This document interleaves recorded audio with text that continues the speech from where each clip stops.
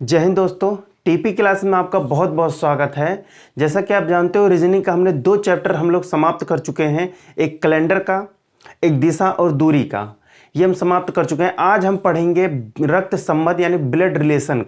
Blood, इसको पढ़ने से पहले आपको एक चीज़ बता दें, किसी भी चीज़ को पढ़ने से पहले आपको उसका पहले पूरा विस्तार से बेसिक जानकारी होनी चाहिए। बाद में ट्रिक तो चलेगा काम, लेकिन ट्रिक का क्या होता है, अगर आप पूरा ट्रिक पर निर्भर हो गए तो ट्रिक जानते हो कि याद नहीं रहती, भूल जाती है। अगर आपको बेसिक जानकारी पता है तभी ट्रिक काम आती है, तब ट्रिक नहीं भूलोगे। पहले आप इसका बेसिक जानकारी ले लो, पूरे विस्तार से चलेंगे, ठीक है ना। उसके बाद जब इसका पूरा विस्तार बेसिक आपको जानकारी हो जाएगी, तब आप क्वेश्चन को पूरी रॉकेट की तरह उड़ा दोगे। चुटकियों में सॉल्व करेंगे क्वेश्चन को, तब ट्रिक भी बताएंगे, ठीक है ना। चलिए आइए।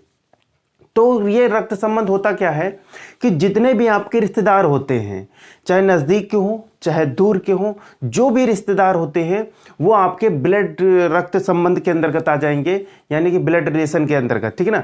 दोस्त वगैरह नहीं आते इसके अंतर्गत, याद रखना, ठीक है ना। रिश्तेदार आएंगे, दूर रहे चाहे पास, कहीं के रहे, रिश्तेदार ही सिर्फ आएंगे, ठीक है ना। इसको जानने से पहले चलिए हम इसका जनरेशन जान लेते हैं कि जनरेशन टाइप में अगर क्वेश्चन पूछेगा तो कैसे आपको पता रहना चाहिए कौन से जनरेशन का है, किस जनरेशन का है, ठीक है ना। तो पहले हम देखिए, हम यहां लिख रहे हैं, पहले आप आएंगे, पहले खुद का, स्वयं यानी सेल्फ, ये सेल्फ है। इसके ऊपर वाले यहां होता है एक पीढ़ी यानी एक जनरेशन, एक पीढ़ी ऊपर। एक पीढ़ी अगर ऊपर जाएंगे ना तो हमारे होते हैं पेरेंट्स,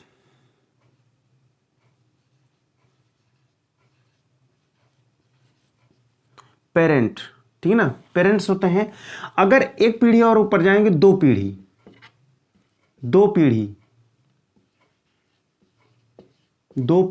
ऊपर ग्रैंड पेरेंट्स,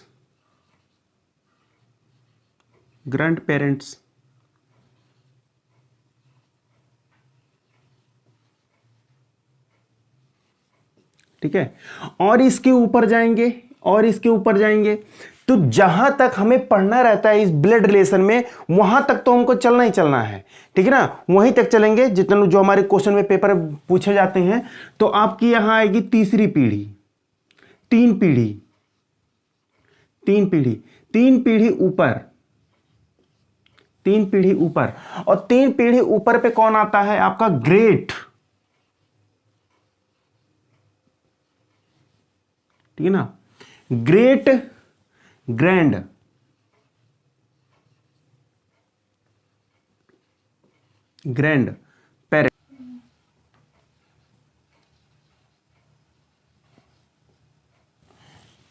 पेरेंट्स, ठीक है ना। तो यानी कि ग्रेट ग्रैंड पेरेंट्स, परदादा, परदादी, परनाना, परनानी, ग्रेट लग गया। यहां तक ही पूछेगा पेपर में, बस घबराएंगे तो नहीं, यहीं तक आपको चलना है। नीचे वाली जनरेशन ये फर्स्ट जनरेशन होती है। यहां आप बीच में सेल्फ हैं, ठीक है ना, स्वयं, first generation, second generation, third generation. अब यहां पर देखिए, अब नीचे आ जाएंगे, एक जनरेशन नीचे, एक पीढ़ी नीचे। तो यहां क्या लिखोगे, यहां होते हैं चाइल्ड। अब इसके नीचे आएंगे, दो पीढ़ी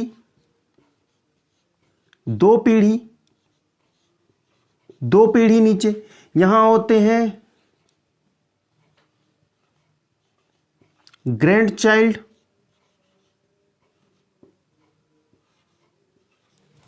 इसके नीचे क्या होता है, तीन पीढ़ी,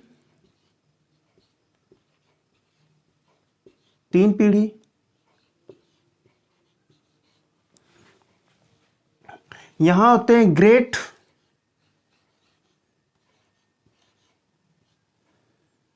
ग्रैंड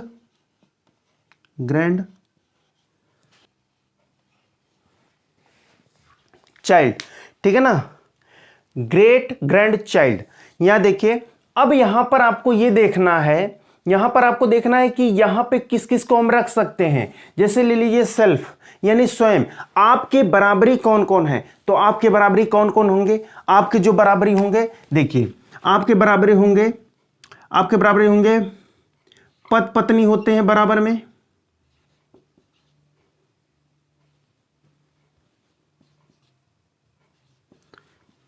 भाई बहन, भाई बहन, भाई बहन होते हैं, और ममेरा, ममेरा में हो जाता है, ठीक ना, या ममेरी, चचेरा, चचेरी,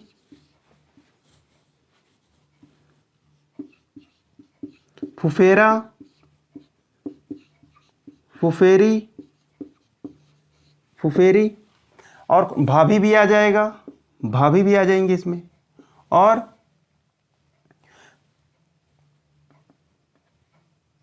क्या होता है, बहनोई, बहनोई, ठीक है ना, बहनोई है, देवरान है, जेठान है, ये सब किस में आएंगे, आपके बराबर में आ जाएंगे, ठीक है ना, आपके लेवल में आ जाएंगे। अब हम एक पीढ़ी ऊपर चल रहे हैं, ठीक है ना, एक पीढ़ी हम ऊपर चलते हैं, तो एक पीढ़ी ऊपर चलेंगे तो इसमें कौन कौन आएंगे, देखिए इसमें आ जाएंगे आपके माता पिता, इसमें आ जाएंगे माता पिता, माता पिता, चाचा चाची, चाचा चाची, और कौन आएंगे,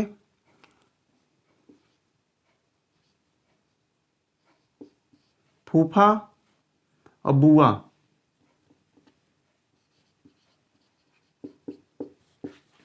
मामा मामी।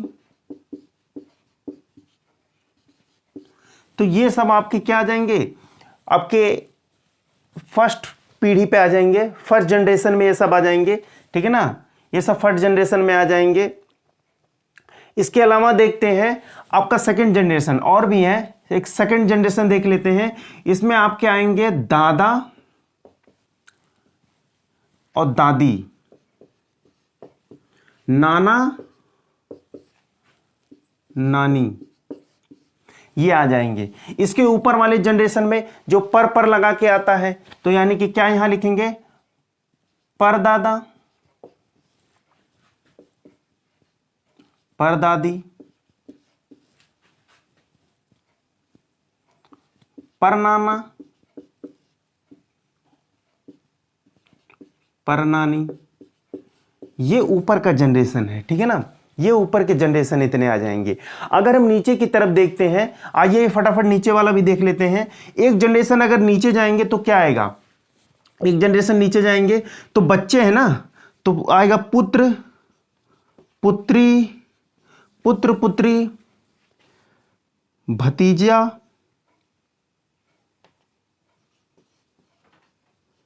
भतीजी, भांजा, भांजी, ठीक है ना, ये सब आ जाएंगे इसके अंतर्गत। दामाद, पुत्रवधू, पुत्रवधू, पुत्रवधू, ये सब आ जाएंगे फर्स्ट जनरेशन में, नीचे वाली पीढ़ी पे। सेकंड में आकर देख लेते हैं, सेकंड में कौन आएगा, सेकंड में आपका आएगा पोता पोती, आएगा नाती,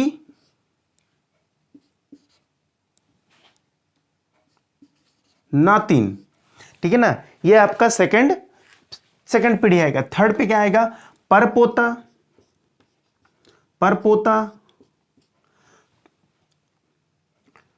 परपोती, और कौन आएंगे,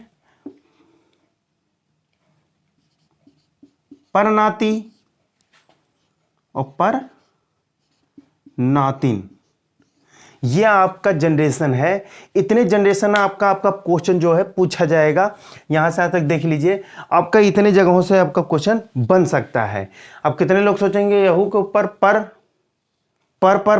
यानी कि ग्रेड जोड़ते हुए ऊपर चले, ऐसा कुछ मत करना, ये अरब देशों में होता है, ठीक है ना। बिन बिन बिन करके पूरा एकदम खानदान का नाम जोड़ देते हैं, तो यहाँ हमें ये सब नहीं करना है। यहाँ हमको रीजनिंग पढ़नी है। रीजनिंग में इतनी पीढ़ी पे 3 पीढ़ी ऊपर देखना है, 3 पीढ़ी नीचे तक देखना है, और स्वयं वाला तो जानते ही हो, स्वयं से, ठीक है ना।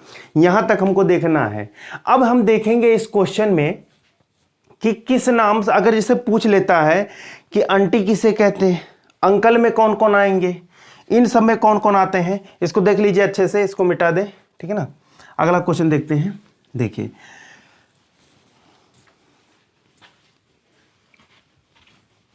क्योंकि इंग्लिश वालों को कहीं ना कहीं तो बेनिफिट तो मिल जाता है भाई, इंग्लिश वालों को बेनिफिट मिलता है, ठीक है ना।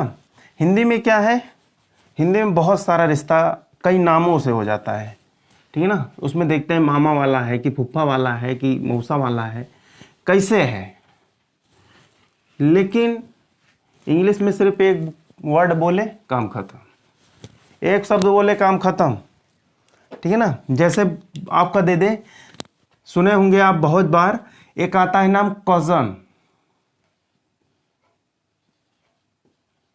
कजन, इस कजन में कौन कौन आएंगे, तो कजन में जैसे चचेरे, फुफेरे, ममेरे। देखिए, कजन में आएंगे चचेरे, चचेरा, ममेरा, फुफेरा, मौसेरा,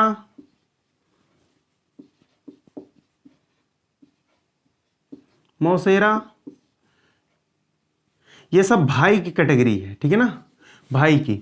अगर यहीं सिस्टर देखें तो कहेंगे चचेरी, चचेरी, ममेरी, ममेरी, फुफेरी,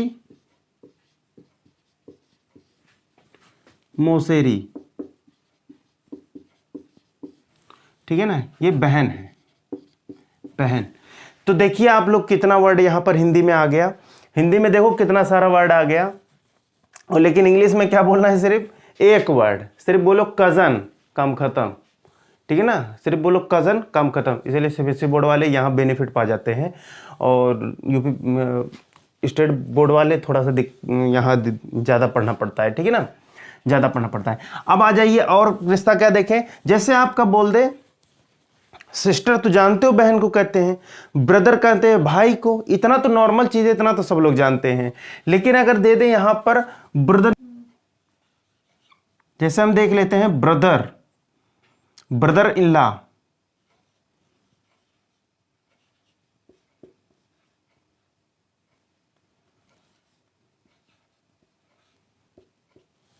इसमें कौन कौन आएंगे, तो इसमें आप क्या आ जाएंगे, जैसे बहनोई,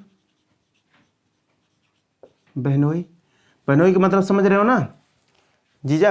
आगे देखते हैं, साली का पति, साली का पति, मतलब साली का पति। आगे नंदोई, नंदोई, और क्या आएगा, और आ जाएगा आपका जेठ, जेठ। ये सब इसके अंतर्गत आ जाएंगे, ठीक है ना।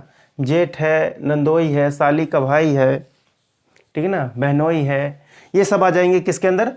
अब यहां पर हम देखेंगे sister in law, sister,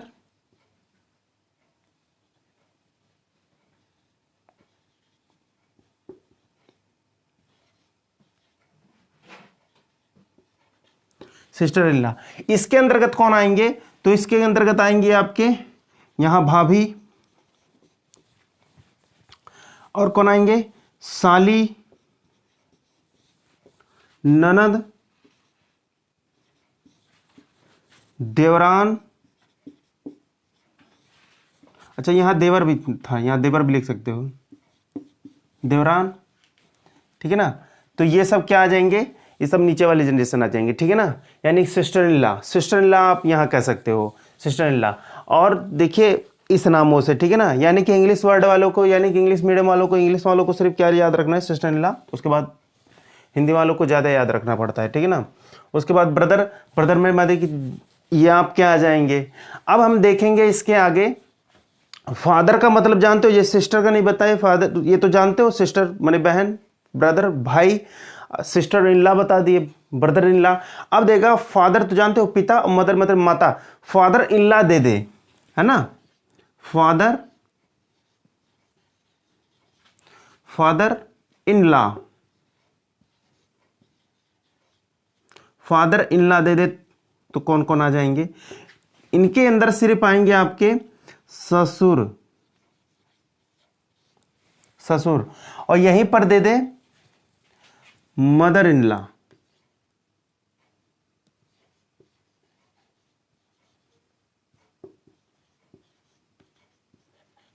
mother in law,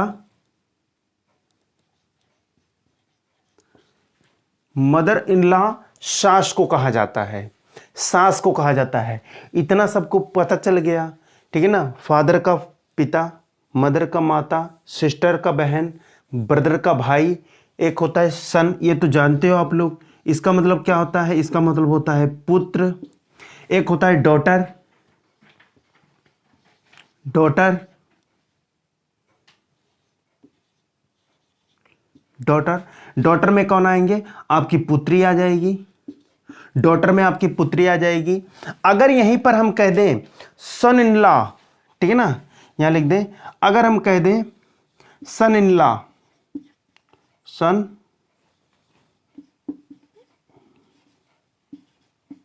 sun in law, और फिर कह दे डॉटर इन लॉ, यहां कह दे डॉटर इन लॉ,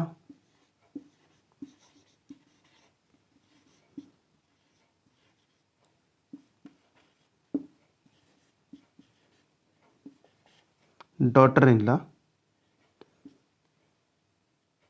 ठीक है ना। देखिए यहां पर लिख सकते हैं आप लोग दामाद, दामाद, और यहां पर आ जाएंगे पुत्रवधू, पुत्रवधू, पुत्रवधू, ठीक है ना। ये आप जानते रहिए इंग्लिश में किसको क्या कहते हैं, आपको जानना जरूरी है, ठीक है ना, कि क्या कहते हैं, किनको क्या कहते हैं। और इससे आपको ये भी पता चल जाएगा कि रिलेशन हमें कहाँ कहाँ तक निकालना है, किस किस तरीके से निकालना है। तो इसके अंतर्गत जितने भी आते हैं सब आपके रिश्तेदार के अंतर्गत आते हैं, सब आपके क्या हैं, सगे संबंधी हैं, सब ब्लड रिलेशन है, ठीक है ना, सब ब्लड रिलेशन के अंतर्गत आएंगे। अब आप एक चीज और जान लीजिए, आप कैसे आपको जब बनाना होगा, जब ब्लड रिलेशन का फिगर बनाना होगा,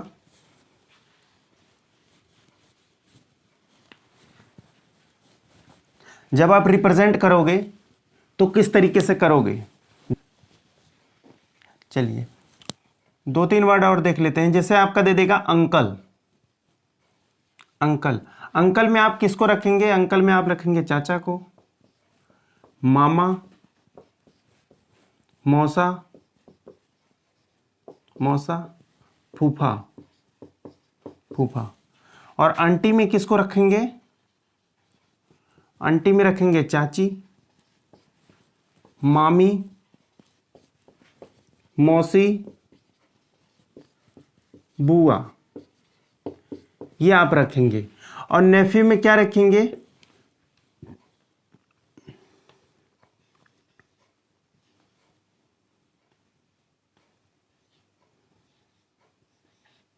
नेफ्यू में क्या रखेंगे, यहां आप रखेंगे भतीजा, भांजा, ठीक है ना। और नीस में क्या रखेंगे, नीस में क्या रखेंगे, भतीजी, नीस का मतलब होता है भांजी। तो आपको इंग्लिश का वर्ड जो है पता होना चाहिए, ठीक है ना, इंग्लिश का टोटल वर्ड आपको पता होना चाहिए, कहाँ हमको क्या रखेंगे, किसको कहाँ रखेंगे, ठीक है ना। ये आपके टोटल हो जाएंगे। अंकल में आप चाचा, मामा, मौसा, फूफा, आंटी में चाची, मामी, मौसी, बुआ, है ना, नेफ्यू में भतीजा, भांजा, और नीस में आप भांजी और भतीजी, ठीक है ना, भतीजी और भांजी रखेंगे। अब आइए देखिए हम किस तरीके से रिप्रेजेंट करेंगे, रिप्रेजेंट किस प्रकार करेंगे, आइए देखिए। देखिए दो ही होते हैं, एक होते हैं मेल, एक होते हैं फीमेल,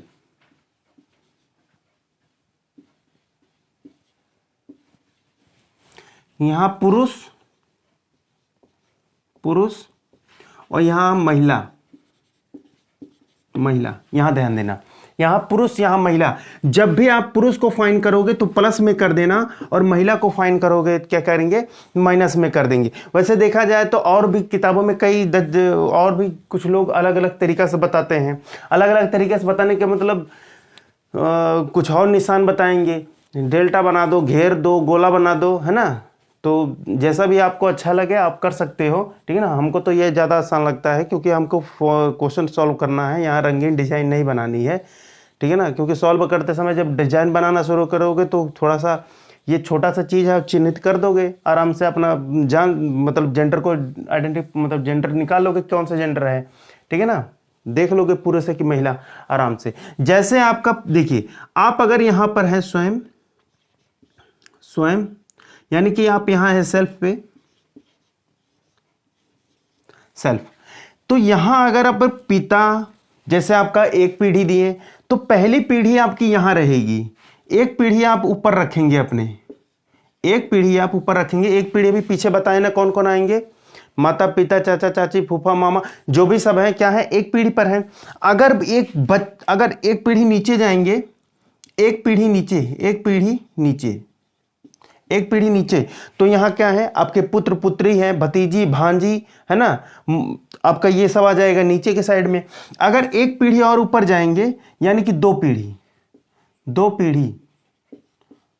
पीढ़ी तो यहाँ कौन आ जाएंगे, यहाँ दादा आ जाएंगे, दादा दादी नाना नानी, और यहाँ पहुंच जाएंगे तीन पीढ़ी, और तीन पीढ़ी में आपका कौन आ जाएंगे, आपके आ जाएंगे परदादा परदादी परनाना परनानी। इस तरीके से आप बनाएंगे। लेकिन आप तो ये बनाएंगे ना, यहाँ पोता पोती का आ जाएगा दो पे, ठीक है ना, दो पे तीन पे। तो लेकिन अगर आपका रिलेशन अगर बराबर पे आ गया, जैसे आपका भाई है पत्नी है बहन है जो भी है, मौसेरा भाई मौसेरी भाई, आप बराबर पे लिखोगे, ठीक है ना। और यहाँ इनके बराबर में किसे बिठाओगे, जैसे पिता है तो माता जी को, ठीक है ना, चाचा है तो चाची जी को, मतलब बराबर पे जो लोग आएंगे आप उनको इस तरीके से लिखेंगे बढ़ाकर। अगर आपका कोई आ गया भाई इस तरह लिखेंगे, आपका बेटा यहाँ पर है, पुत्री यहाँ पर है, मौसी की लड़की, ठीक है ना, तो सब आपके इस तरीके बराबर चलेंगे। तो यहाँ आपको ध्यान देना है, इस तरीके से आपको सॉल्व करना है क्वेश्चन, ठीक है ना। क्योंकि आपका जब ये बनेगा अच्छे ढंग से तो आपको फाइंड करने में बहुत ही आराम से निकाल ले जाओगे, ठीक है ना। ऊट पटांग नहीं करना है इधर से उधर, मतलब तीर घुमा फिरा के आपका इस सीक्वेंस से बनेगा तो ज़्यादा उसमें कचड़ा नहीं करना पड़ेगा। नॉर्मल तरीके से छोटा सा फिगर बनाएंगे, आराम से उसमें से निकाल लेंगे। अब जब उसमें से तीरा कहानी ऐसे ऐसे मारोगे लंबा चौड़ा, इधर से ले जाओगे उधर से जोड़ोगे तो इनमें पूरा एकदम झोल कर दोगे तो खुद समझ में नहीं आएगा, तो सॉल्व कैसे करोगे पेपर में, ठीक है ना। तो ये आपका पूरा बेसिक चीज़ था ब्लड रिलेशन का, ये आपको पूरी जानकारी मिल गई है।